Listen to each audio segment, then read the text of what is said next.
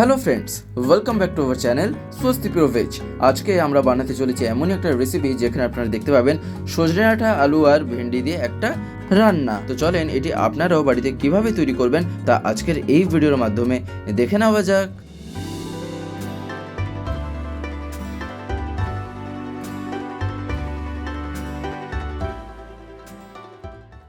আমরা সব থেকে প্রথমে এখানে সজনে ডাঁটা নিয়ে নিয়েছি, আশা করি আপনারা দেখতেই পাচ্ছেন। তার পাশে আমরা এখানে ভেন্ডি রেখে নিয়েছি, আর তার পাশে আমরা এখানে রেখে নিয়েছি হলো আলু। আর এই কয়েকটা জিনিস এখানে নিয়ে নেওয়ার পর আরেকটা পাত্রে আমরা এখানে যে মশলাগুলি নিয়ে নিয়েছি তার মধ্যে যেমন আমরা এখানে প্রথমে রেখে নিয়েছি হলো পোস্ত, তার পাশে আমরা এখানে রেখে নিয়েছি কালো সর্ষে, তার পাশে এখানে রাখা হয়েছে গোটা জিরে, আর তার পাশে আমরা এখানে রেখে নিয়েছি হলো কালো জিরে, আর তার পাশে আমরা এখানে রেখে নিয়েছি হলো লঙ্কা। তো যাই হোক, এইবারে আমরা এখানে একটা পাত্র নিয়ে তাতে আমরা এখানে ভেন্ডি, সজনে ডাঁটা আর আলু এগুলি কেটে নিচ্ছি। আশা করি তো আপনারা দেখতে পাচ্ছেন যে আলু বা বলতে পারেন সজনে ডাঁটা আর ভেন্ডি যে এখানে কোনগুলি কোন সাইজে যে আমরা এখানে কেটে নিচ্ছি, আপনারাও এটা ঠিক এরকমভাবেই প্রথমে কেটে নেবেন। তো যাই হোক, এইবারে আমরা এখানে একটা কড়াইতে কিছুটা তেল নিয়ে তাতে প্রথমে এই আলুটাকে ফ্রাই করে নেবো। অর্থাৎ যেমনভাবে আলু আমরা ফ্রাই করে থাকি ঠিক সেই রকমভাবেই এখানে আলুতে আমরা প্রথমে লবণ আর হলুদ গুঁড়ো যেমনভাবে আমরা ফ্রাই করার সময় দিয়ে থাকি ঠিক সেই রকমভাবেই দিয়ে দিলাম। আশা করি আপনারা দেখতে পেলেন যে প্রথমে আমরা হলুদ গুঁড়ো তারপরে লবণ এখানে দিয়ে দিলাম, আর এইবারে আমরা খুন্তি দিয়ে এখানে একটু এটা নাড়িয়ে নিচ্ছি।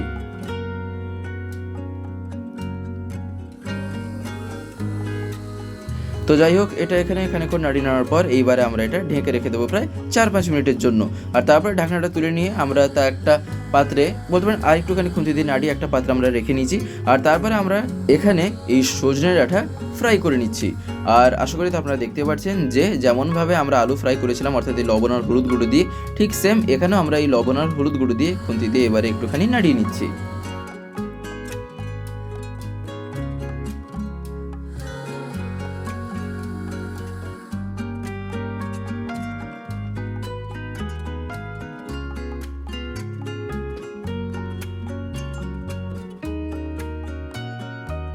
তো যাই হোক, এটাও এরকমভাবে খানিকক্ষণ নাড়িয়ে নেওয়ার পর যেমনভাবে সজনে ডাঁটা প্রথমে আমরা ফ্রাই করে থাকি বা যেমনভাবে আলুটাও ঠিক ফ্রাই করে থাকি ঠিক সেই রকমভাবে আমরা এটাও ফ্রাই করে নিয়েছি।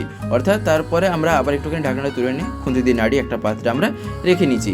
আর এবারে আমরা এখানে ফ্রাই করে নিচ্ছি হলো ভেন্ডি। আর এখানে এই ভেন্ডি এইখানে দিয়ে দেওয়ার পর এইবারে আমরা এটাও খুন্তি দিয়ে একটুখানি নাড়িয়ে নিলাম।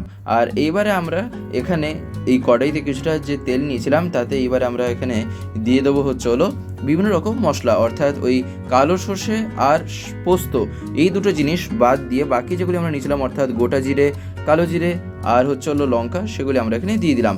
আর এইবারে আমরা এখানে সেই পোস্ত আর কালো সর্ষের বাটাটা এখানে দিয়ে দিলাম। আর তা দিয়ে দেওয়ার পর এইবারে আমরা খুন্তি দিয়ে এখানে এটা একটুখানি নাড়িয়ে নেবো।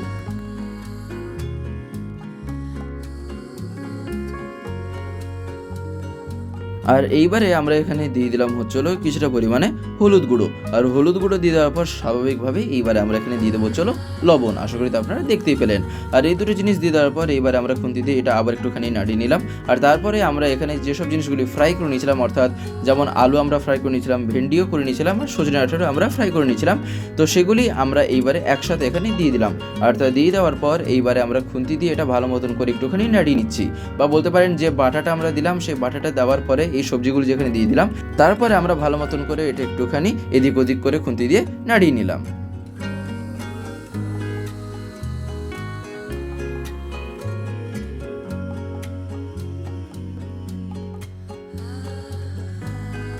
আর এইবারে আমরা এখানে দিয়ে দিলাম হলো কিছুটা পরিমাণে জল। আর এখানে এই জল দিয়ে দেওয়ার পর এইবারে আমরা খুন্তি দিয়ে এটা আবার একটুখানি নাড়িয়ে নিচ্ছি।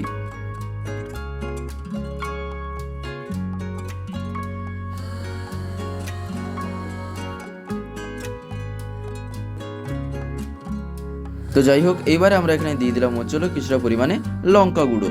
আর এই লঙ্কা গুঁড়ো এখানে দিয়ে দেওয়ার পর এইবারে আমরা আবার একটুখানি এটা খুন্তি দিয়ে নাড়িয়ে নিলাম।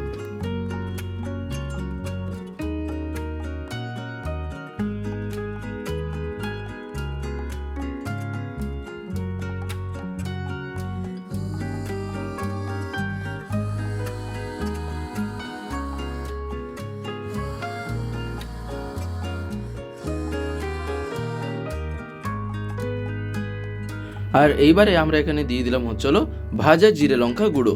আর এই ভাজা জিরে লঙ্কা গুঁড়ো দিয়ে দেওয়ার পর এইবারে আমরা এই মশলাটার সাথে ভালো মতন করে এটা এখানে একটুখানি মিক্স করে নিচ্ছি, বা বলতে পারেন খুন্তি দিয়ে আবার একটুখানি এটা নাড়িয়ে নিচ্ছি।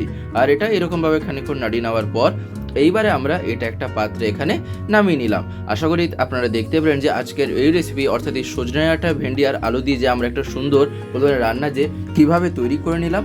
আপনারাও এটা বাড়িতে অতি অবশ্যই ট্রাই করে দেখবেন। আশা করি আপনাদের এটি খুবই ভালো লাগবে। বিশেষ করে এটা কিন্তু গরম গরম ভাতের সাথে খেতে অসাধারণ লেগে থাকে। তো যাই হোক, আজকের এই ভিডিওটা এবারে আমি এখানেই শেষ করব।